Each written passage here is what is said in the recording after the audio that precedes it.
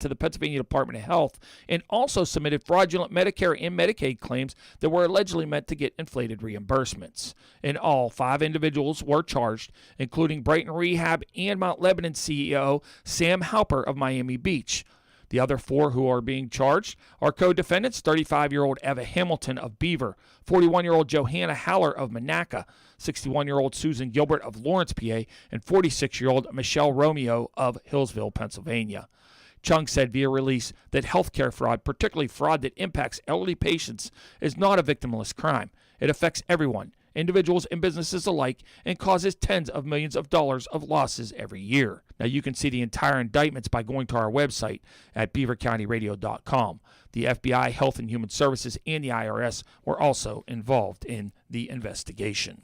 A major financial boost for the city of Beaver Falls was announced at last night's city council meeting, and Beaver County's Matt Durzik has more. Beaver Falls City Manager Charles Jones spoke at Tuesday night's city council meeting about a grant that the city will be receiving from the Commonwealth of Pennsylvania. I received a letter from the Board of Commissioners.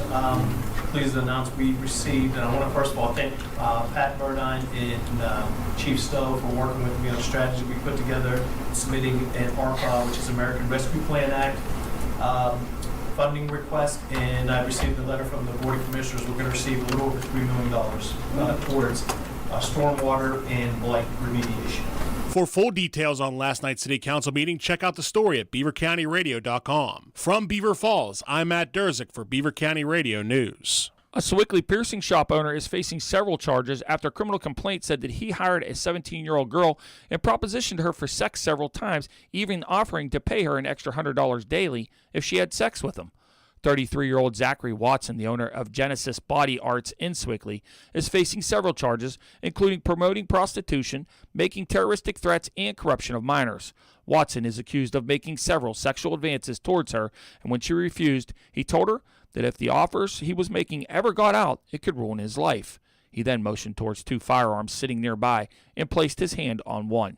Watson now has a preliminary hearing scheduled for later this month. Pennsylvania State Police in Gibsonia are looking for the driver of a white pickup truck that was traveling eastbound on the Pennsylvania Turnpike at mile marker point 2 in North Beaver Township, Lawrence County on Monday, August the 1st at 11:30 a.m.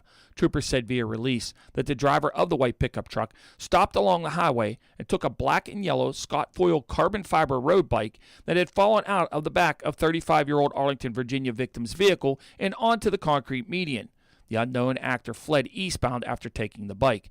Pennsylvania State Police in Gibsonia are asking anyone with information to call them at 724-443-5907. The bike is valued at $12,000. McKees Rocks police have arrested a 13-year-old boy after he was found loitering suspiciously in a backyard of a home on Russellwood Avenue. When officers arrived, they said the teenage boy was taken into custody after he was found to be in possession of a stolen, loaded 9mm pistol and heroin. There has been no word on what charges the boy faces. Here's the Beaver County forecast on 95.7 and 99.3 FM, along with 1230 WBVP, 1460 WMBA, and streaming at beavercountyradio.com. Partly sunny skies today with a high of 81 degrees, then partly cloudy overnight tonight with a low of 58. Tomorrow, a slight chance of afternoon showers and thunderstorms. Otherwise, it's going to be mostly sunny throughout the day, high up to 79. Friday, sunny, high 78. Beautiful weekend ahead. Saturday and Sunday, partly sunny both days, high of 79 degrees. That is a look at the news for now. I'm Frank Sparks, Beaver County Radio News, 95.7 and 99.3 FM, 1230 WBVP, 1460 WMBA, BeaverCountyRadio.com, all presented by St. Barnabas. Now, it's time to talk on Teleforum on Beaver County Radio, 1230 WBVP, 1460 WMBA, 99.3 FM, and BeaverCountyRadio.com. And now, here is the host of the show, Eddie Crow.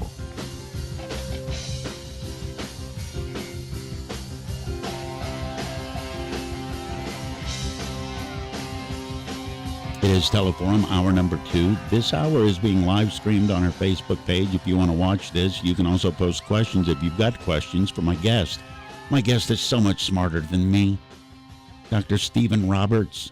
He is an economics professor at Geneva College. You've been here once before, and you taught me just enough to wonder, and now I got more questions, but we'll get to that. First off, how are you doing? I'm doing well, thanks. All right, you're doing better than that.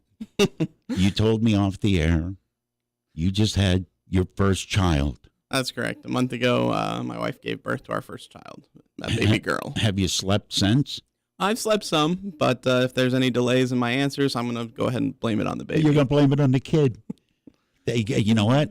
Hang on to that notion. It'll serve you well as she grows. What's her name? Her name is Faith. Faith? That's beautiful. First kid? Yep. How did your brain completely switch? Because I went through, and any parent, that first kid, your life's a certain way, and then literally in an instant, your life is a different way. Did you notice that in your head, or is that building? I think it's more building. It's definitely interesting to go in and see her and, and hold her and how all that, that instant attachment to the child. But other than that, it's nice to, as a professor, have a baby during the summer because you can choose when you want to sleep. That's such an economist attitude. Wow, this is the most prudent time to have the child. So here's what's going to happen when you got to go back. When do you go back at Geneva and pick up it's a full-time load, I'm assuming. Yes. I think we have some back-to-school stuff in about 2 weeks and then classes in about 3. Okay, and full-time for you is how many classes? 3, 4? 4, typically. 4? What are you teaching? I'm teaching, this semester I have an MBA class in managerial economics. I teach a couple sections of principles of micro, including one that's specifically for engineers. And then of most interest to what we're doing today, I teach a class every fall on money, credit, and banking. Now, wait a minute. We could get into deep, heavy engineering type stuff here. We're not gonna. First thing I'm going to ask you, wait, what was the one for engineers? I've never heard of an economics class targeted for engineers before. That's weird to me. What is it? Yeah, so they have a exam that they take once they graduate that qualifies them. And in that, there's some components that are actually about like project cost evaluation. So you have to understand things like inflation and the interest rate and things like that. Part of things when you would actually have to write a bid. Right. I gotcha. All right. No, you know what? You're right. We're going to stick with the stupid stuff. My first question, can you give me the actual definition of a recession? Because I heard we were in one, then I heard that they tried to change the definition, then I heard that the jobs report came out, and now we're not. What is the definition? So it's a kind of a difficult question because there's kind of the idea of what a recession is, and then there is how we have typically assessed whether or not we're in a recession. So typically, when we talk about a recession, we're talking about an economic downturn. So we refer to the business cycle in economics, the way the economy doesn't grow in a straight line, right? We've had centuries of economic growth, but along the way we have things like the Great Depression or the Great Recession of 2007, 2008. And so we have those drops. And so typically when we talk about a recession, we're thinking about those drops. And those usually happen when there's some sort of maybe imbalance or mispricing in the market. So if you look at the Great Depression and you see the stock market being overvalued, people were, going to banks and borrowing money so they could buy more stock. And so the stock market increased at an unsustainable rate. If you look at the housing market back in like 2006, 2007, there are these kind of imbalances that often build up and then lead to some sort of crash. And so normally when we think about a recession, we're thinking about that sort of crash. And so the results of a recession, or the way that we kind of know we're in a recession, is we usually look at 3 different factors. Okay. The first factor is production. What's happening to the amount that our country is producing?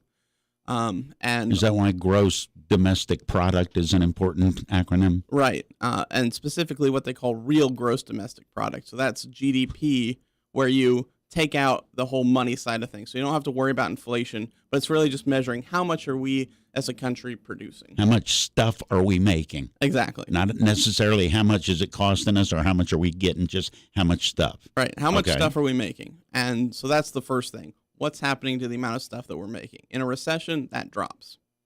Second, you can look at people's real incomes. And by real, once again, I mean kind of ignoring inflation.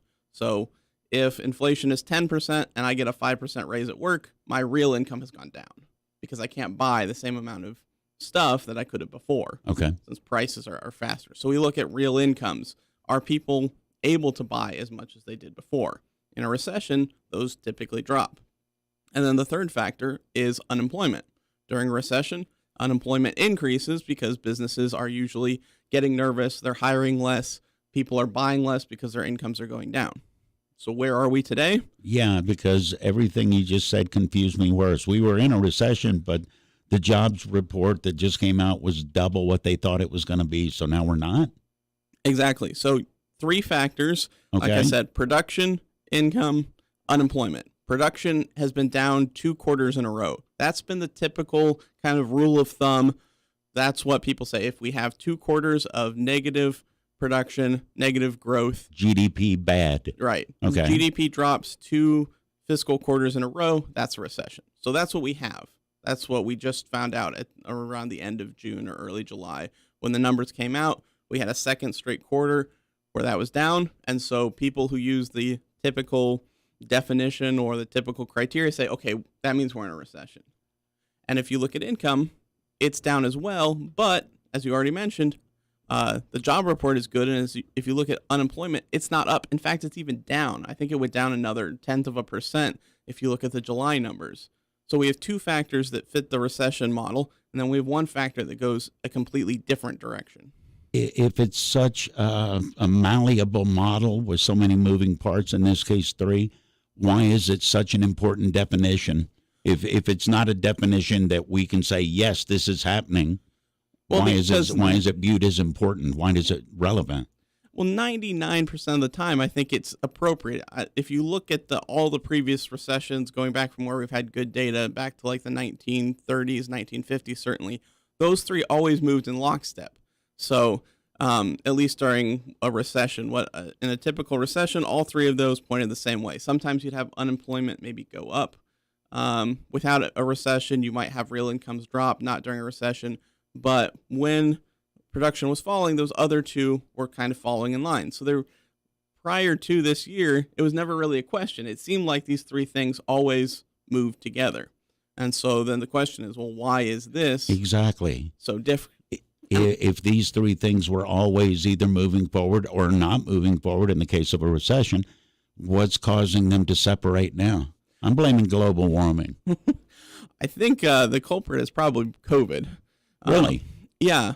If you look at what's happening, the biggest issue that we're still running into in terms of production is supply chain interruptions and the high price of energy. And so some of that's COVID related, both especially the supply chain issues, but even some of the energy issues. We had some adjustments in the energy markets when COVID hit. I think people thought COVID was actually going to have a longer impact on things like travel and energy use.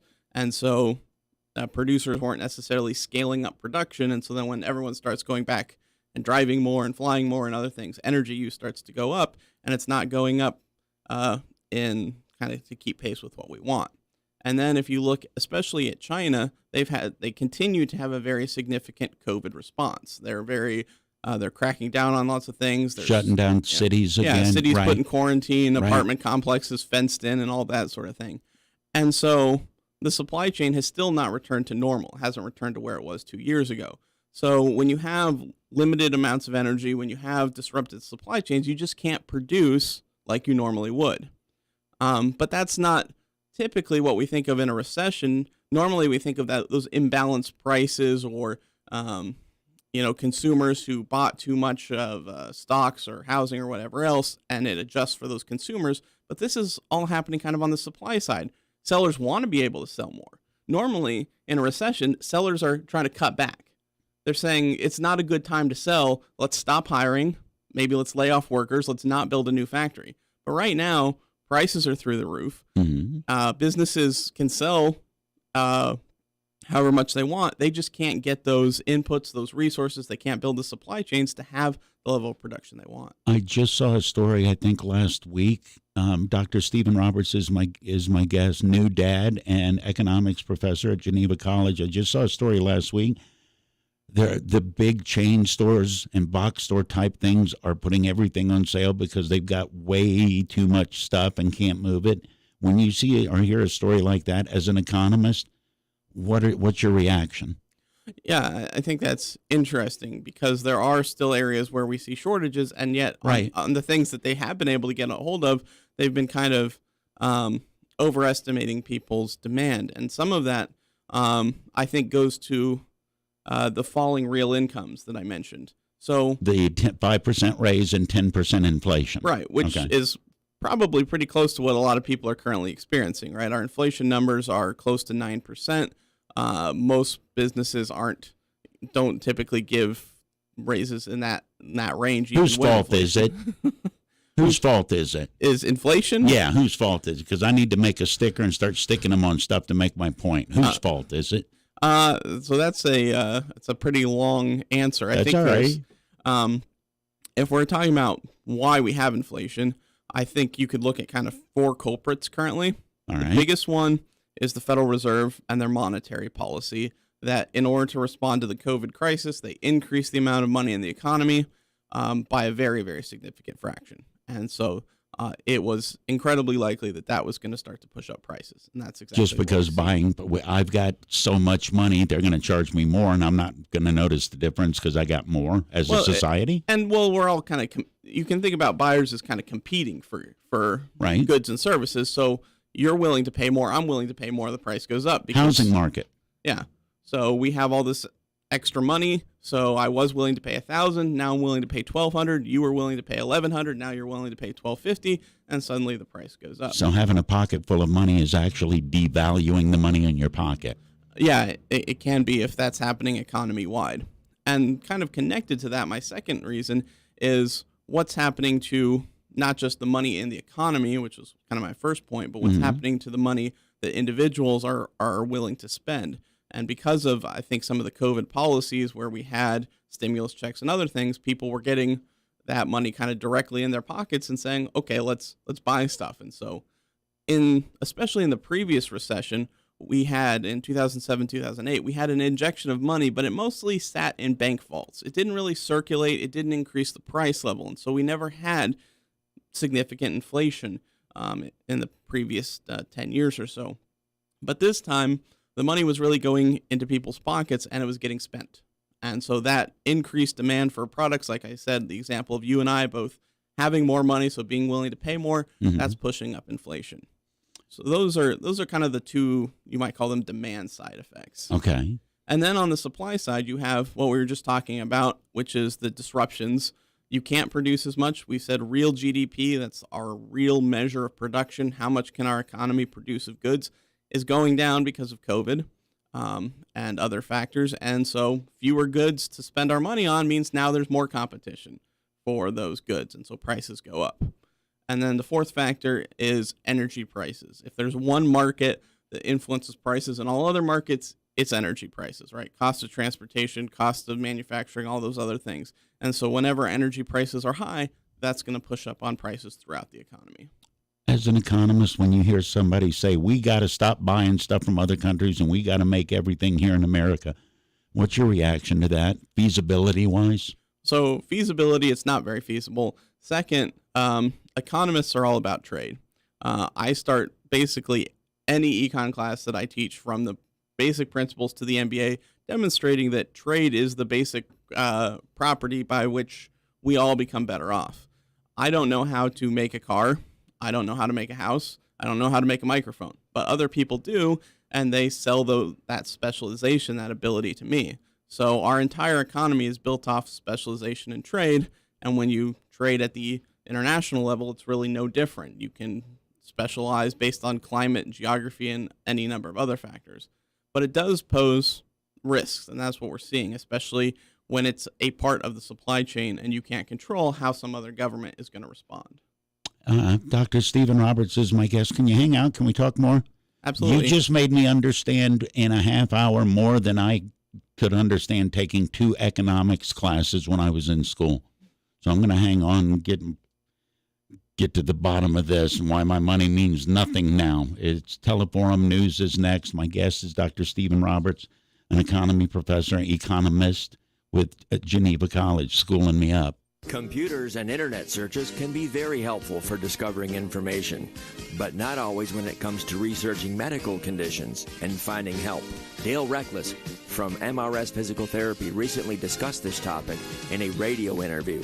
A lot of patients come in and say, well, I Googled this and it didn't really help. Well, I understand, we Google things and we want to get information, but Google's not going to assess you personally. Google's going to give you an overall possibility of what could be going on with you, but you really need the eyes of the professional and the hands-on, the professional like what we have at MRS Physical Therapy to steer you in the right direction for what exercises should help you out. And then you're going to be getting the hands-on skills that we provide to help work on your soft tissue, to help relax the muscles, to help make it feel better. If you need physical therapy for any reason, choose the place that your friends and neighbors do. MRS Physical Therapy in Bridgewater and Cranberry Physical Therapy in Cranberry. Visit mrsphysicaltherapy.com. In these unprecedented times, staying informed with accurate information is a necessity, especially in an emergency. Believe it or not, the power to stay informed and be aware of important news alerts in your area is right at your fingertips. Beaver County Emergency Services urges you to sign up for instant mobile message alerts today. It's quick and easy, and once you enroll, Amber Alerts, weather emergencies, and many valuable safety warning and important news bulletin updates will arrive as text messages in your cell phone. Sign up now by visiting beavercountypa.gov. It's free, and it could be a lifesaver for you or somebody else in trouble. Put your fingertips to work and turn your phone into an instant notification alert device. Beaver County Emergency Services, along with other partner organizations, is pleased to make instant notifications available to you, so sign up today. The best of Beaver County is easy to discover. It's right here on your radio. Tune in Beaver County Radio or watch the best of Beaver County live on Facebook or YouTube video this and every Thursday from 11 to 11:30. The program is made possible by St. Barnabas. For over 3 years now, the show has been dedicated to shining light on the great things going on right here in your neighborhood and the people that are making it happen. This Thursday, enjoy conversation and insight from an intriguing lineup of guests who are creating excitement and having an impact right here in Beaver County. Your friends and neighbors at St. Barnabas are pleased to support the best of Beaver County. The radio broadcast will also be replayed each week from 11:30 to noon on Sundays on Beaver County Radio. Archived Best of Beaver County videos can be viewed on the WBVP WMBA Facebook page. It's your chance to encounter the best of Beaver County with host Mike Romai this Thursday starting at 11. For more information, visit beavercountyradio.com. Every year, Steve Faircal climbs the stairs at the John Hancock Center in Chicago, 94 floors to the top. It's called the hustle up the Hancock. It's hard to believe when you watch Steve today that a few years ago, his lungs were failing and he was fighting to survive. For 8 hours a day, someone was pounding on my chest to try and keep my lungs clear. I honestly don't think I had more than a couple weeks to live. That's when Steve received the gift of life, a double lung transplant made possible by an organ donor. After I got my new lungs, I started doing things that I had never been able to do. I never knew that breathing could feel this good. Steve climbs to honor his donor and to raise awareness for organ, eye, and tissue donation. Wouldn't you like that when you left this beautiful planet, that you could save a few lives on your way out? It's an incredible gift. Imagine what you could make possible by leaving behind the gift of life. Learn more and sign up as an organ, eye, and tissue donor. Go to organdonor.gov. A message from the U.S. Department of Health and Human Services, Health Resources and Services Administration. Tune in every Saturday morning at 8:30 a.m. for another insightful edition of Living Well, a special segment on Beaver County Radio designed to help you enjoy the best, most fulfilling, and healthiest life possible. Hosted by Dr. Joseph Maroon and Jeff Boast, and presented by St. Barnabas. Living Well, Saturday mornings at 8:30, right here on Beaver County Radio, WBVP Beaver Falls, WMBA Ambridge, along with 99.3 FM and 95.7 FM. Beaver County Radio's news source, 95.7 and 99.3 FM, along with 1230 WBVP, 1460 WMBA, and streaming at beavercountyradio.com. Here's Frank Sparks. And good morning. As today's forecast is calling for partly sunny skies today. High's going to be up to 81 degrees. We'll have a complete Beaver County Radio with a forecast coming up for you right after we have this look at news. One local fire department will be getting a bit of help to cover expenses for essential items. AM Beaver County's Matt Durzik has more on the story from last night's Beaver Falls City Council meeting. At Tuesday night's City Council meeting, Beaver Falls Fire Chief Mark Stowe announced that the fire department received a COVID-19 Crisis Emergency Medical Services grant in the amount of $37,237. Stowe talked about the impact the money will have for the department. It's a one-time grant, but it was only for departments, both fire and EMS departments that are meet a certain certification level. In fact, there were 600 and some in the whole state of Pennsylvania. Wow. We met that certification because we provide ALS services also. So that was a nice shot in the arm for us. That again will purchase medical equipment, defibrillators, things like that for our department. So that was, like I said, that was a very good thing for us. For full details on last night's City Council meeting, check out the story at beavercountyradio.com. From Beaver Falls, I'm Matt Durzik for Beaver County Radio News. Ambridge Borough Council met last night and honored a retiring business owner. Beaver County Radio's Sandy Giordano has that and more from last night's meeting. Kim Valola was honored for her years of community service with a proclamation read by Councilman Tony Caffarelli. Kim was a business owner, a member of the Chamber of Commerce, and had over 40 years total of community involvement. Sophia Chicos was honored for 53 years of service to the Ambridge Water Authority. Councilman Caffarelli made the presentation to her.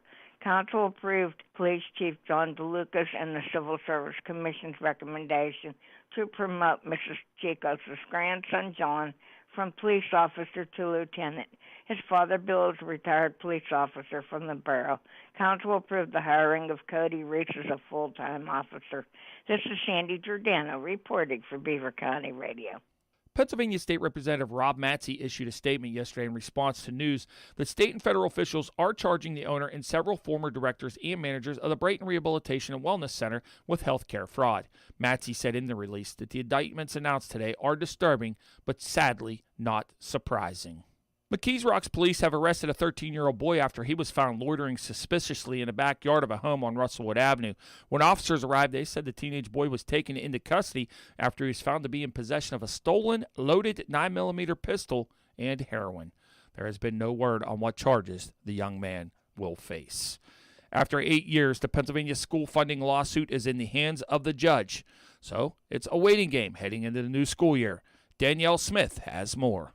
The oral arguments ended in July. Petitioners argued that the way that Pennsylvania schools are funded violates the Education Clause and equal protection provision of the state's constitution. Deborah Gordon-Clear with the Education Law Center says students of color are disproportionately affected in underfunded districts in low-wealth communities, where they lack such basics as functioning school libraries and up-to-date textbooks. The inadequate resources prevent many Pennsylvania students from meeting academic standards set by the state. State legislature has an obligation to ensure that every student, not only those living in select zip codes, receive the basic resources they need. Claire adds Pennsylvania has one of the widest gaps between low-wealth and high-wealth school districts in the nation. A typical high-wealth district in the Commonwealth spends about $4,800 more per student than a low-wealth district, and that gap has been growing. Here's the Beaver County forecast on 95.7 and 99.3 FM, along with 1230 WBVP, 1460 WMBA, and streaming at beavercountyradio.com. Partly sunny skies today with a high of 81 degrees, then partly cloudy overnight tonight with a low of 58. Tomorrow, a slight chance of afternoon showers and thunderstorms. Otherwise, it's going to be mostly sunny throughout the day, high up to 79. Friday, sunny, high 78. Beautiful weekend ahead. Saturday and Sunday, partly sunny both days, high of 79 degrees. That is a look at the news for now. I'm Frank Sparks, Beaver County Radio News, 95.7 and 99.3 FM, 1230 WBVP, 1460 WMBA, BeaverCountyRadio.com, all presented by St. Barnabas. Your community, your radio stations, originating from the St. Barnabas Control Studio in Beaver County. 1230 WBVP Beaver Falls and 1460 WMBA Ambridge. I'm getting to talk to Dr. Stephen Roberts. He is a professor of economics at Geneva College, and he's getting me schooled up because I don't understand it, and it seems at times almost like witchcraft to me, or that it's made up as we go along. Why did the housing market burn itself on fire, and then all of a sudden, now the housing market's not hot? How does that happen? Explain that to me. The changes that, well, I guess if I saw them coming, I'd be a good investor. But what happened to the housing market? You couldn't get anything. Now all of a sudden, oh, no, you can?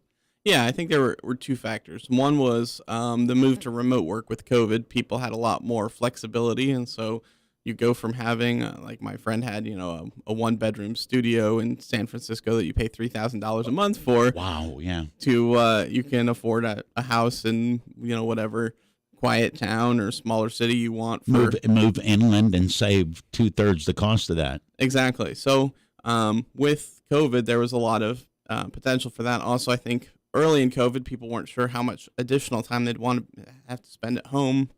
So if you're going to work from home or if you're going to be quarantined at home, it's nice to have a whole house and not a small apartment. So that pushed up demand.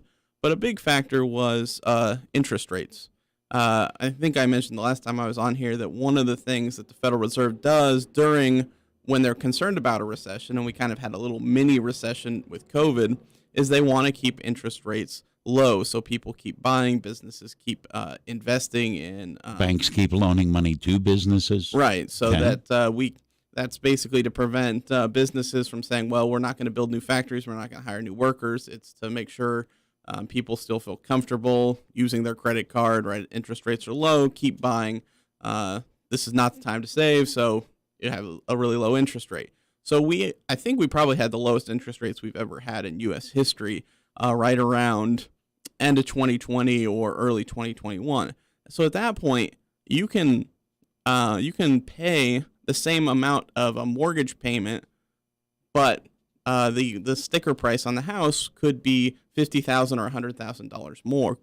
So when interest rates are super low, what really matters to the average homeowner is what am I paying for my mortgage? What check am I writing once a month? Yeah. And if I'm locking myself into a 2.5% interest rate, I can afford a much more expensive sticker price on the house than when it was, say, 4.5%, or now I think it's climbed over 5.5% or 6%. So now, and then getting into the why is it changing now? Well, first of all, a lot of the people have already moved, so there should be some decreased demand. The people that really wanted to move out of the cities or into a house have already done so, but also we have interest rates much, much higher than they were a year or two before. And so now it actually is pretty costly. If you want to pay that sticker price, suddenly your mortgage isn't $1,000, suddenly it's $1,400 or $1,600. And so that's not going to be affordable for many people. You brought something up, and I want to get your opinion as an economist on it. People working remotely, people working from home. What is your view on their productivity, and what is the business view on their employees' productivity? Is that a good idea? Is it good for some, bad for others? How do you see it? Because it comes down to money. You're going to see it money-wise. Yeah, I think it's probably good for some. Not some things aren't possible. Some things probably don't work. Seems like a lot of managers don't like it because they like to have a lot of control.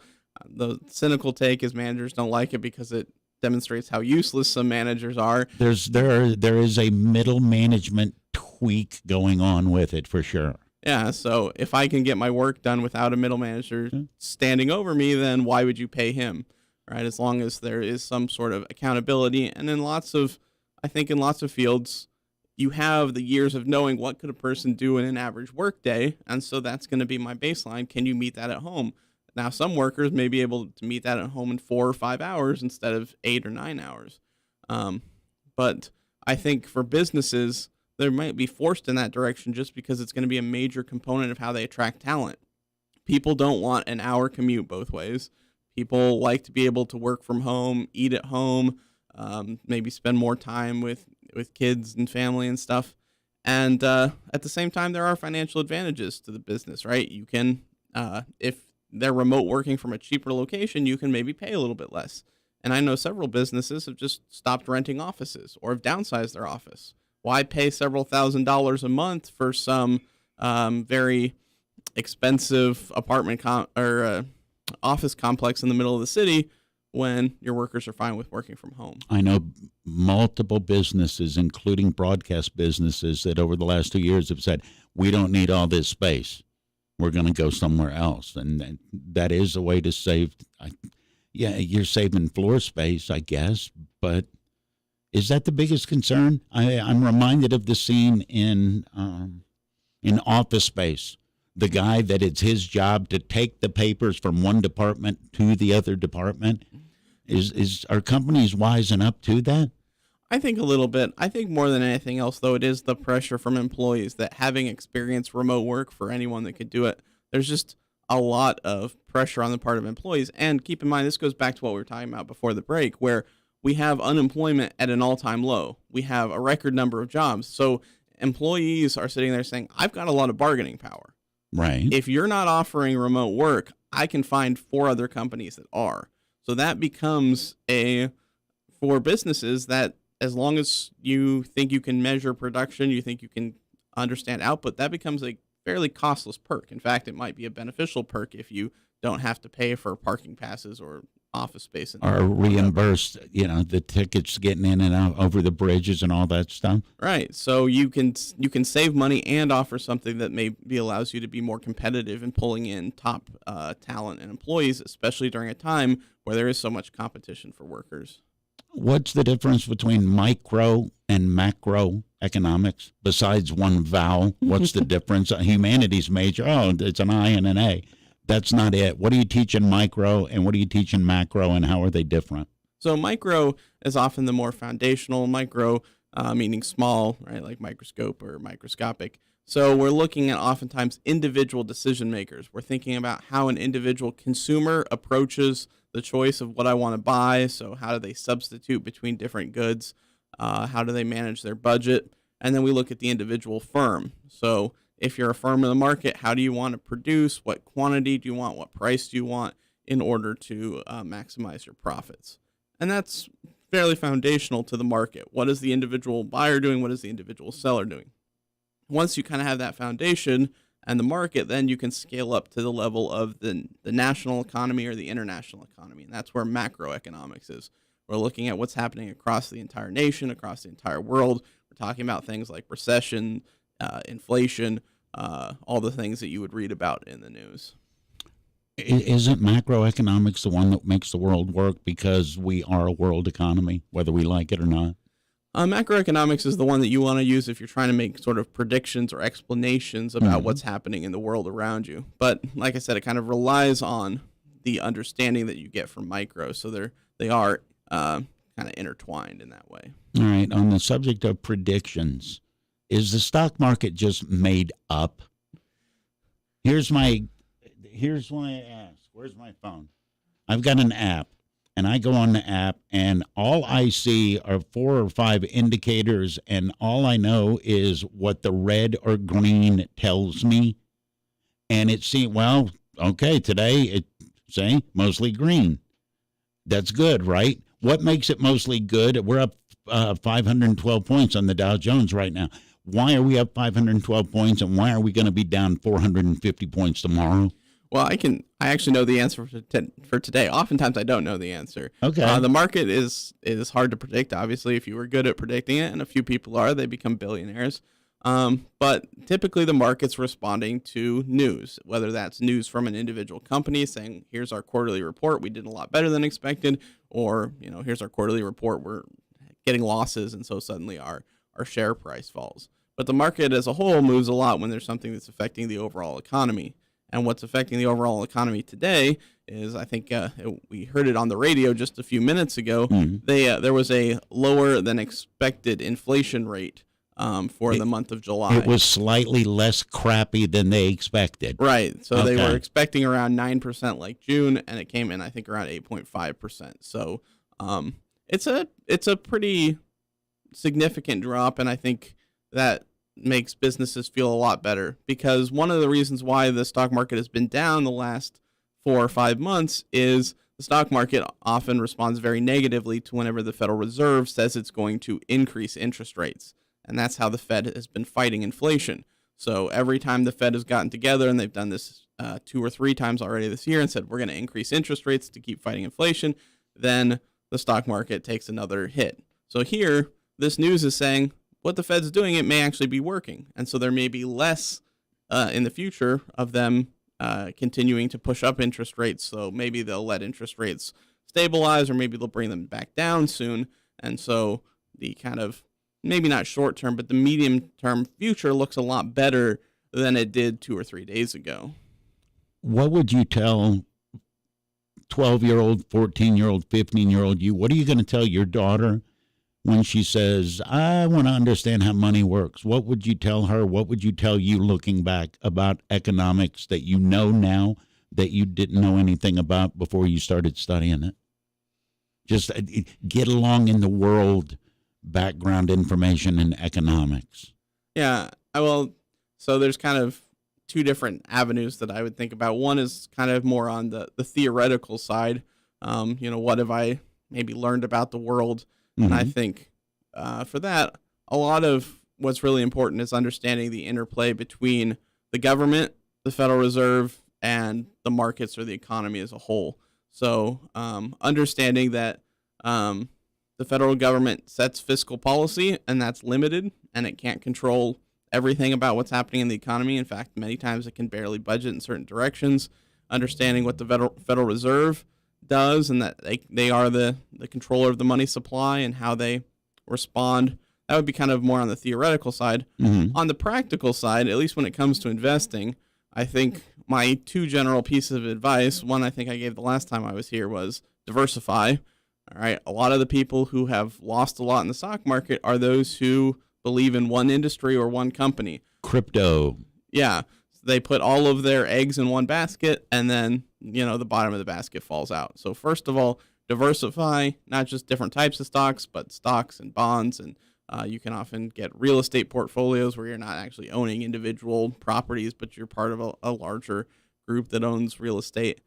And then the second piece is don't worry so much about trying to time the market. So, you mentioned earlier, trying to predict, why is the market going up? Why is the market going down? For the individual investor who's not, day trading and doing stuff, making hour by hour adjustments, I think one of the most valuable things you can do, other than diversify your portfolio, is realize that because stocks are inherently risky, when you're getting to especially the point of retirement, that's when you want to start shifting your portfolio. Don't have it all in this volatile asset. A lot of the people who were really negatively impacted in the last recession were people that were getting ready to retire, and the stock market took a huge drop. But that was temporary. It took 2-3 years tops to rebound.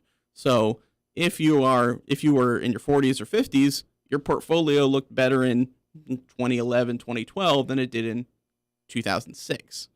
But if you are thinking about retiring, that's the time to move your money out of the volatile asset like stocks and into something that's less volatile like bonds and other things. So don't worry about timing the market. Time yourself. Know, when do I need this money, and start transitioning out so you can't be affected by those short-term fluctuations. When I see stories about companies buying back their own stock, is that beneficial to them? Is that beneficial to anyone other than them? It's beneficial to other shareholders because it reduces the amount of shares that are out there, so you have disproportionately more, but it primarily is for the benefit of shareholders, and it's a sign that the company thinks their shares are undervalued in the market, that they would rather own that than spend their money on other investments. What would you look for? I want an undervalued stock.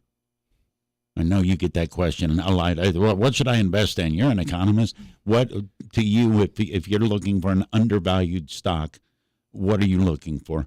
I'm not talking about specific company. I'm talking about what the stock's doing and been doing. Well, this is probably my cynicism coming into play, but I usually... Good. You're a new dad. Hang on to that. I usually try to move I feel like the market has a tendency to over-respond to everything. Mm-hmm. So I usually, if I'm making any sort of personal investment, I look at what does the market seem overly down on? So maybe some bad news comes out, and sure, the stock price should drop by $1, but it drops by 5 instead.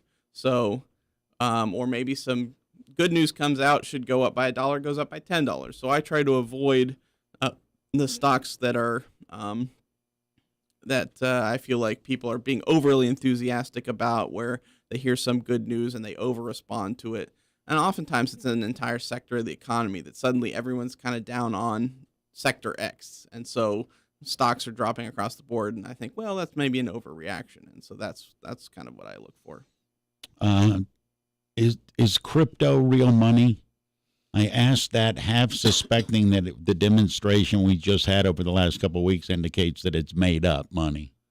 Yeah, it's kind of difficult to say, because the typical definition of money is that it's something that you can exchange for goods and services. Mm-hmm. It's something that holds value, and something that can be used as kind of a measurement, or what we call a unit of account. So is cryptocurrency exchangeable? Well, in some places, yes. There are businesses that will accept cryptocurrency. There are individual people who will accept cryptocurrency. There are countries that are buying into it. Yeah. And so the long-term question is, cryptocurrency money is really a question of, is that going to continue where more and more people accept it, or is it going to go the opposite direction and people don't? Is that what's going to determine whether or not it actually is viewed as viable? If enough people buy into it, it's relevant. If not enough people buy into it, the people that did buy into it are just out of luck. Yeah.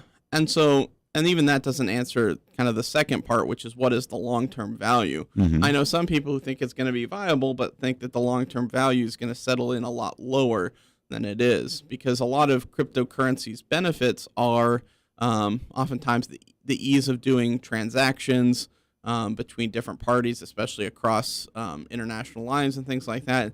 So that's going to have some value associated with it. But is that a value for Bitcoin being $50,000, or is that a value for Bitcoin being $5? Because it could work kind of either way in that case. Doctor, it's always great talking to you. Congratulations, new dad. You. Now you going straight back home. It's baby time. Got to deal with Faith. Yep. All right. Well, yeah, you start saving your money now. You know that this is what you do. Dr. Stephen Roberts has been my guest. He is an economist. He is an economics professor at Geneva College, and he just explained stuff to me in 1 hour that I tried to learn in 2 semesters and couldn't get. Thank you, sir. Thanks. The views and opinions expressed on WBVP and WMBA are those of the participants and host. They are not necessarily the viewpoint of WBVP and WMBA, its staff, management, and advertisers. Thank you for listening to WBVP and WMBA. The Beaver County West Nile program would like to remind everyone to protect against mosquitoes this summer. There have been reported cases of West Nile virus positive mosquitoes locally in Beaver and Allegheny counties this year. They remind everyone that while enjoying outdoor activities, wear EPA regulated insect repellent for the best protection against mosquito bites. And be aware of mosquito breeding habitats and remove any standing water around properties where mosquitoes can breed. Check and change water in bird baths, kiddie swimming pools, dog water bowls, and other containers that can hold water outdoors. If you would like information, they have fact sheets and educational material available, and they are always happy to answer any questions. Please contact the Beaver County Conservation District or visit them on their website or visit their Facebook page. Have a safe summer. The best of Beaver County is easy to discover. It's right here on your radio. Tune in Beaver County Radio or watch the Best of Beaver County live on Facebook or YouTube video this and every Thursday from 11 to 11:30. The program is made possible by St. Barnabas. For over 3 years now, the show has been dedicated to shining light on the great things going on right here in your neighborhood and the people that are making it happen. This Thursday, enjoy conversation and insight from an intriguing lineup of guests who are creating excitement and having an impact right here in Beaver County. Your friends and neighbors at St. Barnabas are pleased to support the Best of Beaver County. The radio broadcast will also be replayed each week from 11:30 to noon on Sundays on Beaver County Radio. Archived Best of Beaver County videos can be viewed on the WBVP WMBA Facebook page. It's your chance to encounter the best of Beaver County with host Mike Romai this Thursday starting at 11. For more information, visit beavercountyradio.com. What is dedication? I am the father of a 9-year-old little girl and a 6-year-old little boy, and I find fatherhood both relentlessly challenging and relentlessly rewarding. My daughter is biological and my son is adopted. I love them both so much, from the morning when you wake up to putting them to bed at night, and every moment in between. It really is so special, and boy, is it exhausting. One thing that I fear about being a parent is the future for my children. I think a parent's job is to protect our children, but also prepare them for the world so they become good, kind human beings. But I'm also hopeful that the future holds a more inclusive and compassionate world for them. That's dedication. Find out more at fatherhood.gov. Brought to you by the U.S. Department of Health and Human Services and the Ad Council. United States Deputy Sheriff's Association is a national nonprofit and America's largest non-governmental provider of services to law enforcement. USDSA assists city, county, state, and federal law enforcement agencies through our many varied programs, including free safety equipment donations, free officer survival training, cash donations, and condolence letters to the family of law enforcement officers who perished in the line of duty. USDSA also offers college scholarships for the dependent children of law enforcement, along with a citizen awareness program and thank you cards to law enforcement. These are just some of the ways United